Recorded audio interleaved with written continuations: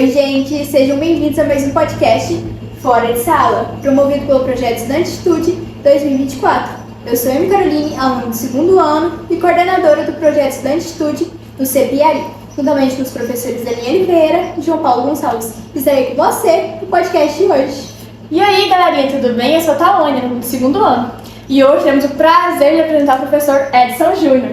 Seja muito bem-vindo e obrigado por aceitar nosso convite. Obrigado, meninas, pelo convite. É uma honra estar aqui com vocês, estar conversando com os estudantes, porque o objetivo da gente, da educação, principalmente na situação que eu estou como supervisor do ensino médio, é muito bom conviver com vocês, tirar as dúvidas de vocês, saber quais são as curiosidades de vocês, porque a gente está aqui para ajudar no projeto de vida de vocês. Bem, a primeira pergunta é: como foi a decisão de se tornar um professor de matemática? Bem, então vamos lá. Sempre eu tive muita facilidade em trabalhar, em estudar matemática, com as provas de matemática, em resolver os problemas, sempre houve essa facilidade. E eu tinha um professor na época de ensino médio que ele incentivava muito com os alunos que tinham facilidade a trabalhar com monitoria. Isso há mais de 20 anos atrás, né? Só de educação eu tenho 20 anos. Então isso foi em volta de 1999, 2000, mais ou menos. Então eu comecei a trabalhar com a monitoria. Então quando foi para escolher o curso do vestibular que eu ia prestar, porque antigamente não era o Enem como é hoje para ingressar nas faculdades, né? Então para eu adentrar na universidade você tinha que primeiro escolher o curso, para depois fazer a prova do vestibular. Hoje em dia a gente faz a prova do Enem, depois que termina que você vai escolher, e você pode escolher, tem mais de uma opção de curso, não é isso? Então na época eu fiquei na dúvida se eu iria fazer matemática, que estava me despertando essa vontade, já tinha tempo, ou fazer farmácia. Então, hoje era para ser um farmacêutico, né? Então, mas aí na hora do vamos ver, de fazer a inscrição, eu decidi por matemática e fiz o curso de matemática. Foi assim que eu fiz. Mas quando eu terminei o curso de matemática, eu já estava começando a dar aula na rede privada, né? No segundo ano do curso eu já comecei a trabalhar na rede privada, com 18 anos, eu entrei na faculdade com 17, eu comecei a prestar concurso, porque aí eu tinha que prestar o concurso, porque até então o Estado não tinha tido concurso para educação, e ao mesmo tempo teve o concurso em um final de semana que foi o concurso de educação, e no outro foi o concurso para a GAMP. A GAMP é um órgão do governo, a agência do governo que trabalha com a parte administrativa. Quem trabalha no VaptVupt, na CELG, hoje em dia é equatorial, né? Quem trabalha, por exemplo, assim, na Saneago, quem trabalha na Secretaria da Fazenda, quem trabalha na própria Secretaria da Educação como administrativo, esse era o ramo. E uma semana era um concurso e na outra era o outro. Eu falei assim, vou prestar os dois. Passei nos dois concursos. Passei nos dois concursos. Para educação, passei em primeiro lugar da regional na época. Então eu logo fui chamado. Fui chamado rapidamente, assim, o concurso foi em janeiro, o resultado saiu mais ou menos em março. Logo em agosto eu já tinha tomado posse, eu estava trabalhando na rede estadual. E daí eu comecei a me apaixonar mais ainda pela educação, porque eu tive um contato com os meus alunos. Eu nunca tinha tido os meus alunos mesmo, né? Então eu já estava com a carreira mais sólida, como efetivo na rede estadual, e daí cada dia eu fui apaixonando mais. Eu amo dar aula, eu amo trabalhar, e eu não tenho dúvida nenhuma hoje em dia de ter pedido, vamos dizer assim, a desistência do concurso da GAMP. Então eu fiz a escolha certa, apesar que sempre a gente tem que estar fazendo novas escolhas, mas eu fiz a escolha certa naquele momento, eu sempre vou escolher o lado da educação. Bom, diante dos anos tão desafiador por conta da pandemia, quais foram os maiores desafios encontrados quando retornou para a sala de aula? Quando a gente é jovem, né, e começa a trabalhar com a educação, começa a dar aula, a gente não sabe tudo, não há receita de bolo, a gente não tem tudo pronto. Mas a gente vai aprendendo com o tempo. Qual foi o problema durante a pandemia? Que a gente não sabia trabalhar daquele jeito. Né? A gente estava acostumado com aulas presenciais, com o contato próximo, contato físico com o aluno, a gente tinha essa proximidade, esse diálogo mais rápido, a gente não tinha ainda um domínio sobre as tecnologias de informação, apesar que a gente fazia cursos, fazia algumas plataformas Moodle, mas o sistema do Brasil em si, do mundo inteiro, né, não estava preparado para aquela situação. Então foi um desafio muito grande, primeiro de comunicação, para despertar o interesse do aluno ficar na frente do computador por horas seguidas naquele horário estimulado, né? Eram aulas síncronas, eram ao vivo, não tinha possibilidade de deixar gravado para o aluno assistir aquela aula depois, eles tinham que assistir aquele momento, então as dificuldades foram imensas. Mas a gente tem que ver que durante os 2 anos, basicamente, que a gente trabalhou com o REAMP, né, na educação, que a gente observa que a gente cresceu muito. Porque hoje em dia, muito do que foi utilizado naquela época continua e permanece até hoje na rede educacional. Então a gente consegue passar atividades para os alunos, não só por via e-mail, mas a gente online, por grupo de compartilhamento, que seja pelo WhatsApp. A gente começa a fazer hoje em dia as reuniões online, então não tem necessidade, por exemplo, de hoje em dia na regional a gente convocar todos os diretores para reunião. Hoje em dia a gente tem um hábito de fazer uma reunião online de meia hora, 1 hora. Mais fácil, né? Isso não depende da locomoção, e locomoção é tempo, né? Isso não é favorável. Então, assim, foi complicado, foi difícil, não foi algo fácil, mas a gente superou e ficou com os bons momentos, vamos dizer assim, com as boas práticas. Ainda mais pra gente aluno, né, na pandemia foi muito difícil. Foi, Havia contato, de tentar estudar, né, longe, assim, perdemos muito realmente. conteúdo também, Muito difícil. porque muita gente não entrava, né, nas aulas online. Bem, como é a experiência de ser professor de matemática com foco no Enem? Bem, vamos lá. O Enem em 2010 ele sofreu uma alteração. Então, a partir de 2010, muitas faculdades começaram também a utilizar o Enem, a nota do Enem, como um processo seletivo para ingressar no ensino superior. Antes, como eu havia comentado, você escolhia a faculdade, escolhia o curso, fazia inscrição e fazia a prova especificadamente para aquilo, né? Com o Enem tudo mudou. Bem, e quais são as notas do Enem? Quais são os carros? A gente tem 4 áreas de conhecimento, cada uma com 1000 pontos, e a prova de redação que também vale 1000 pontos. Né? Então, independente de todos os cursos, saber ler e escrever é fundamental. Mas para a redação, nós podemos dizer que a redação ela é o carro-chefe hoje em dia do Enem. Sem dúvida nenhuma, o que o aluno tem que se dedicar e saber que ele tem que compreender muito bem como escrever, discutir sobre temas sociais da atualidade é a redação. Então, sem dúvida nenhuma. Nas outras 4 áreas do conhecimento, a que mais pesa no Enem, sem dúvida nenhuma, é a prova de matemática. Vocês sabem quantas questões tem em cada área de conhecimento? Ciências da natureza é uma área, ciências humanas é outra, linguagens e tecnologias é outra e matemática é outra. Então, cada área de conhecimento dessa, vocês sabem, são 45 questões. A gente tem 45 questões. Então, por exemplo, na prova de ciências da natureza, nós temos 45 questões das disciplinas, né, do currículo de matemática, de biologia, de química e de física. Então, basicamente, a gente compreende que tem 15 de biologia, 15 de química e 15 de física. Juntando todas essas 3, elas compõem uma prova só, que vale 1000. Em contrapartida, matemática sozinha, porque no grupo de matemática é só matemática, nós temos 45 questões de matemática. Então, a matemática, vamos dizer, ela está em segundo lugar de maior importância e relevância na nota do Enem. Então, você tem que se preparar primeiramente para a redação e, óbvio, em seguida você tem que se preparar para a matemática, que a gente sabe que é a disciplina, que é o componente curricular do Brasil, onde os alunos apresentam mais dificuldades, né? Então, como é trabalhar com matemática para o Enem? Um desafio.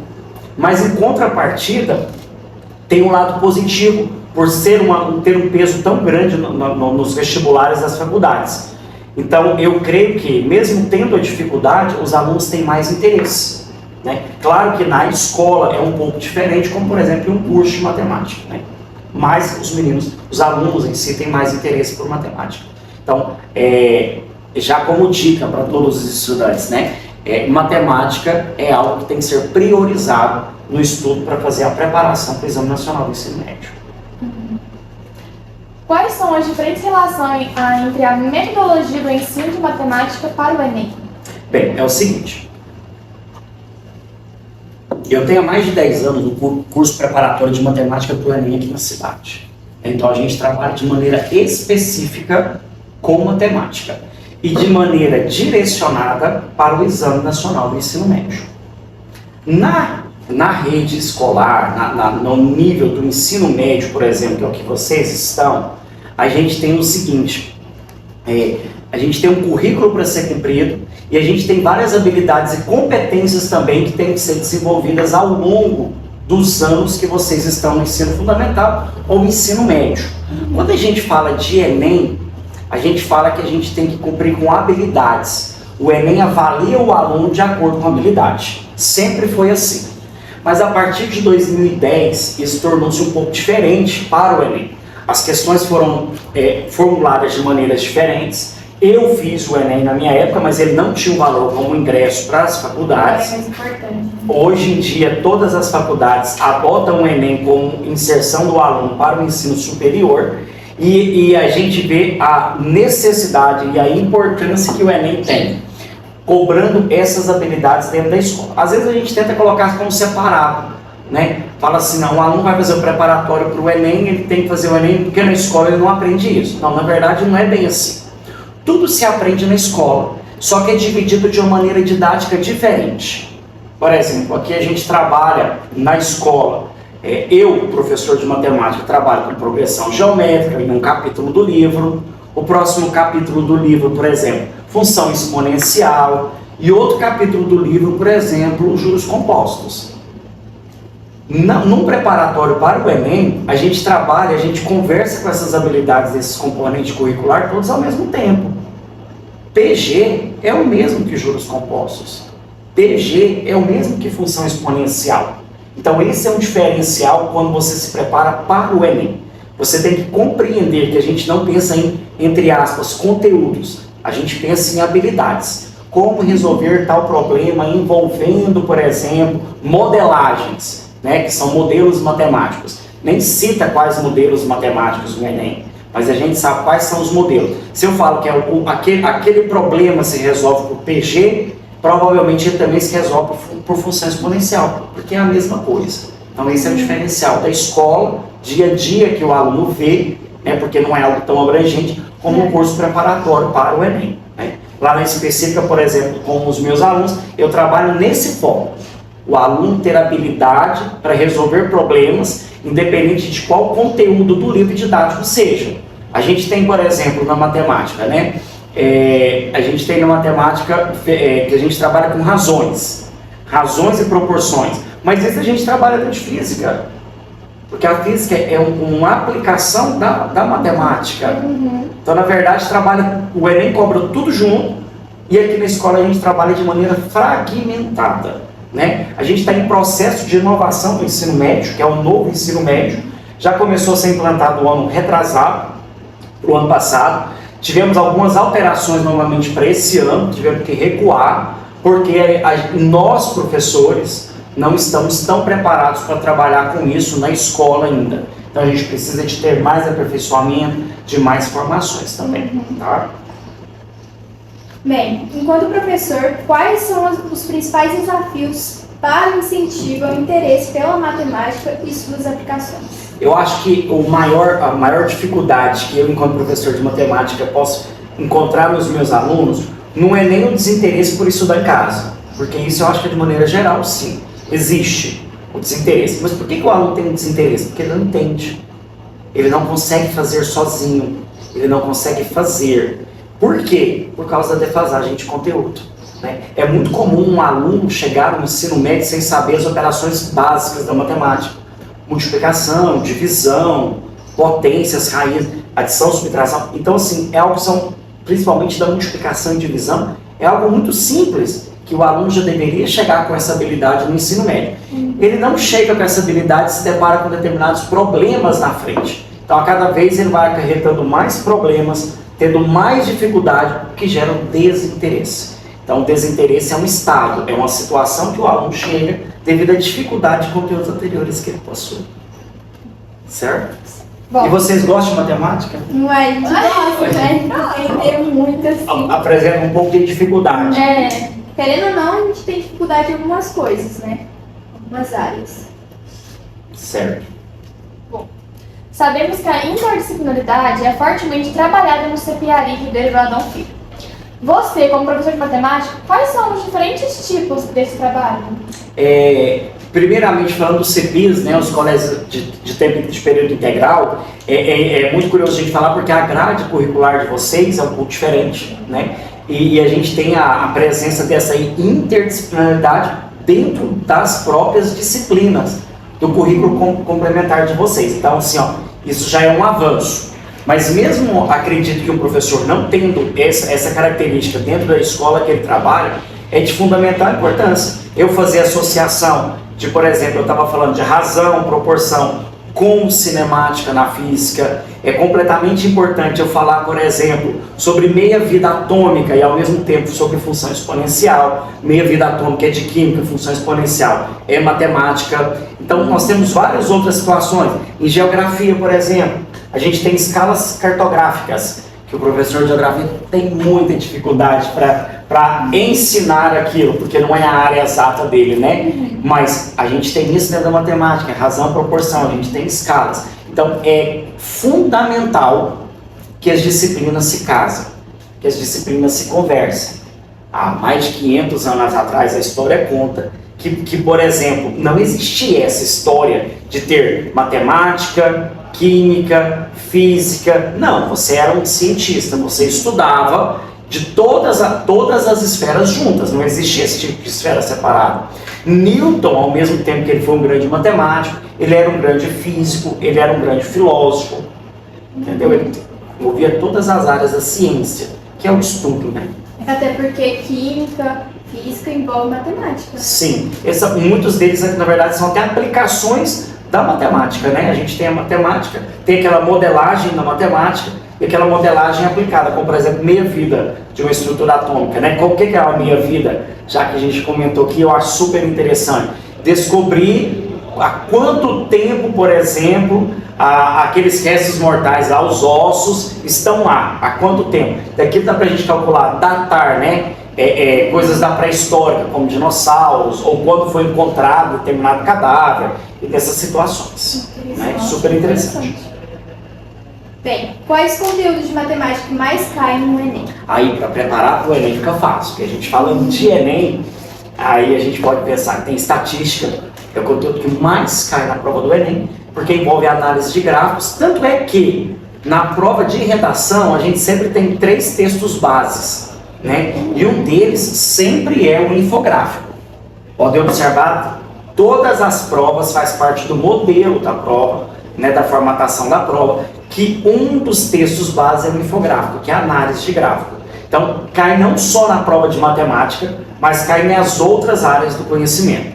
Para a matemática continua sendo o maior peso, trabalhar com gráficos, entrando em conjunto, né, com a parte de medidas de centralidade ou medidas de dispersão, média, moda, mediana, que são conteúdos tranquilos de se trabalhar e que dão uma noção muito grande de tomadas de decisões, que é o que o Enem quer, que o aluno tenha essa habilidade.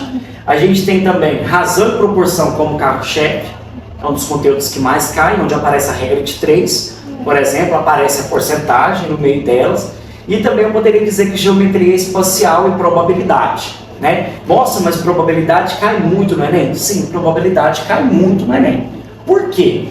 E com o passar do tempo também algumas coisas vão alterando. Não vai caindo tanto mais aquele conteúdo. Porque o Exame Nacional do Ensino Médio, vocês me permitem falar, o nome dele fala, é um exame, uma prova nacional a nível médio para saber qual é a qualificação dos meus alunos que estão saindo do ensino médio. A partir desta prova, é possível a gente verificar, né, o governo, a partir das políticas públicas, ele consegue observar qual é o nível que os meus alunos estão.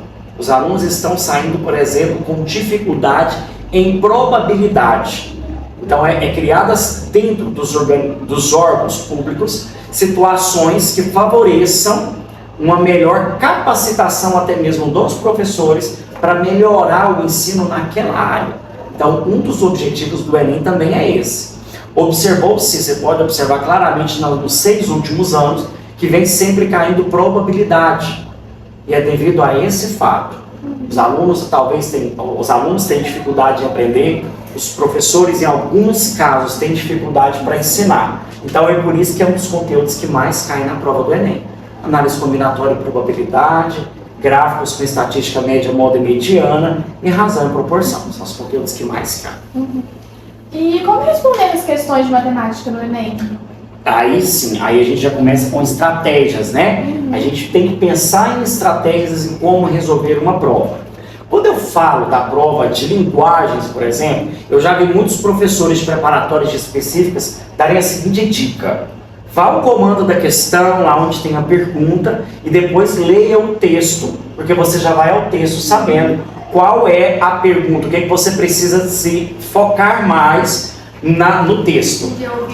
Isso, e na área de linguagens, essa é a dica. Agora, na área de matemática, a gente tem o oposto.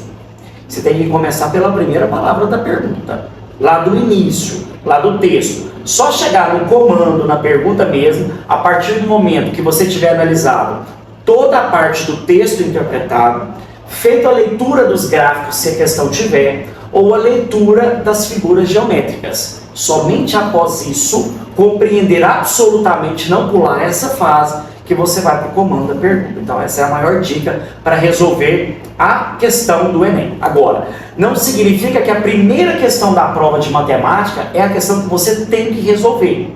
Você tem que resolver as questões de nível mais fácil primeiro. O Enem, ele avalia o aluno de acordo com a teoria de resposta ao item. É uma teoria muito grande, tem vários itens, várias especificações, mas quando eu falo teoria de resposta ao item, ele analisa, inclusive, ele consegue analisar, inclusive, se o aluno chutou a questão. Se for difícil, aí ele acerta e a fácil ele erra. Isso não pode acontecer, isso não é favorável para o aluno. Então, matematicamente, temos 45 questões.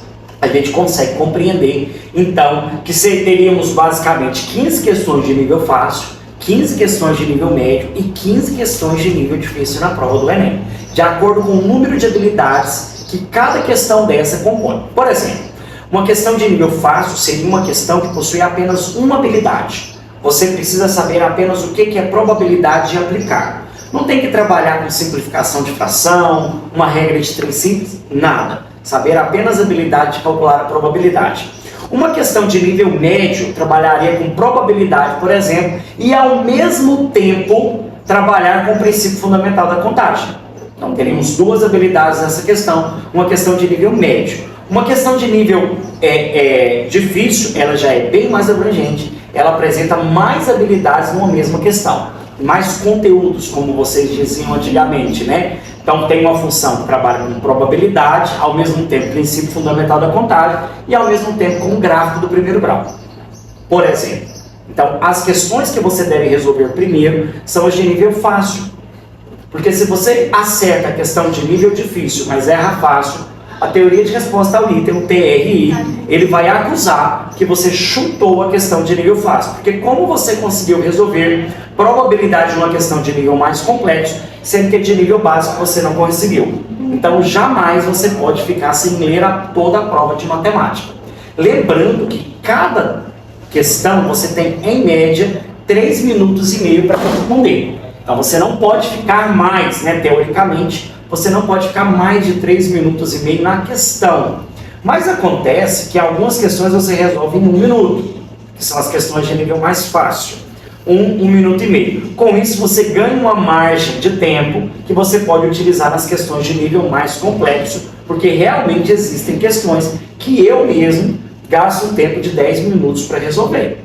Então a gente tem em contrapartida aí essas situações. Prioridade então, resolver questões de nível fácil, depois de nível médio e por último as de nível difícil. Isso vai potencializar a sua nota do Enem em matemática. Eles anulam a questão nesse...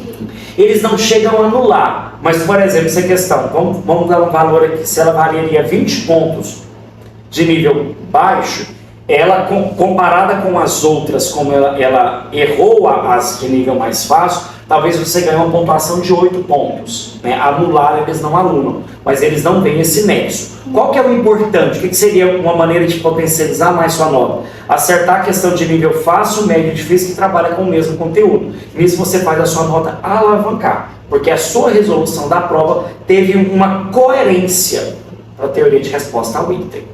Certo? Bem, muito obrigada, professor Edson Júnior, pela participação. Ficamos muito contentes com a conversa que tivemos hoje e tenho certeza que todos os jovens e estudantes que estão nos assistindo também.